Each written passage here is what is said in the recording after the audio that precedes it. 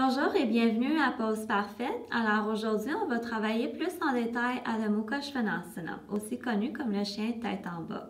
Cette variation aujourd'hui va travailler l'espace entre les clavicules, l'intégration des vertèbres dorsales et puis ça va nous aider à coller le bas des omoplates dans la cage thoracique ainsi que de trouver l'espace entre les selles. Alors vous allez avoir besoin de 2 blocs aujourd'hui pour pratiquer la variation. Alors, on va rentrer maintenant dans la posture. Vous allez commencer avec vos blocs sur le sol à côté de vous et rentrer dans la position de la table. Alors, dans la position de la table, on va s'assurer que les genoux et les hanches sont alignés et on va venir poser ici les mains de chaque côté du bloc. Alors, j'ai mes doigts qui sont espacés et les pouces qui sont à la base du bloc. Ensuite de ça, je vais venir tout simplement déposer les avant-bras au sol. Alors ici, je peux voir que mon poignet est plus loin que mon épaule. Alors de cette façon ici, je découvre déjà que les blocs, ils ne sont pas au bon espacement pour moi. Alors pour ma tête, ce serait mieux que je mette les blocs de cette façon ici. Si je reviens reposer mes mains au sol, je peux voir maintenant que j'ai un alignement de poignet et épaules. Alors, premier, on place les mains et on colle les avant-bras au sol. À partir d'ici, on va retourner les pieds et on va amener le bassin vers les mollets. Alors, c'est de cette façon ici qu'on rentre habituellement dans Adho Mukha Svanasana. Alors, on va déplier tranquillement les genoux et puis on va lever les fessiers vers le plafond. Alors, vous pouvez porter attention ici à la région dorsale. Vous allez voir que j'ai vraiment une courbe dorsale. Ici, le travail que j'ai besoin de faire, c'est de presser les coudes dans le plancher et vraiment faire disparaître la courbe dorsale. Alors ici, je crée aussi de l'espace au niveau de les aisselles.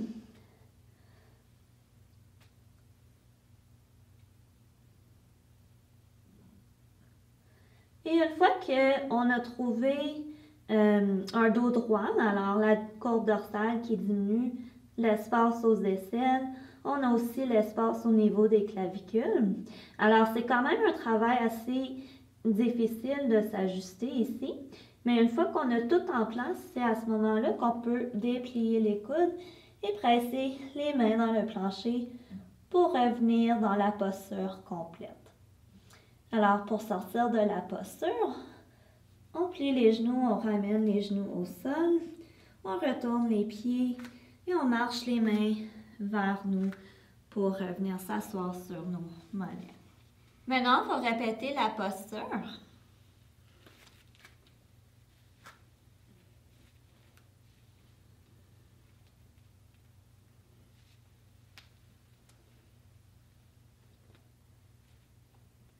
Alors, très important de presser les coudes dans le plancher, créer de l'espace au niveau des aisselles, intégrer les vertèbres dorsales.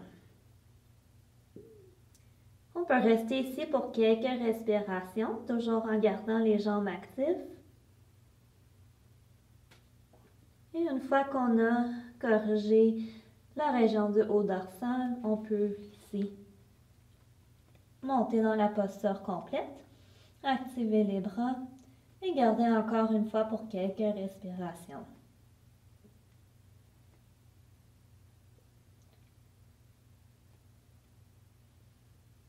Et pour sortir, genoux au sol, retourner les pieds et marcher les mains vers vous.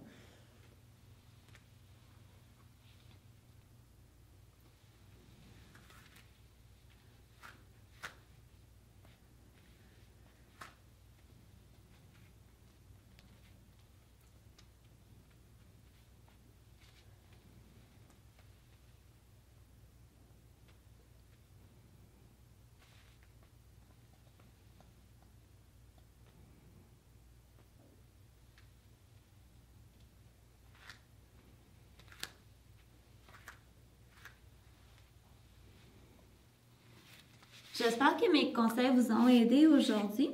Mais je vais prendre un petit moment pour vous laisser savoir aussi que le yoga, c'est vraiment une pratique personnelle. Et puis, c'est un travail qu'on fait dans l'état qu'on se retrouve pour nous-mêmes. Alors, c'est ça, avec les petits conseils, ça va vous aider à améliorer vos postures, mais n'oubliez pas, c'est un travail personnel et non la recherche de la perfection.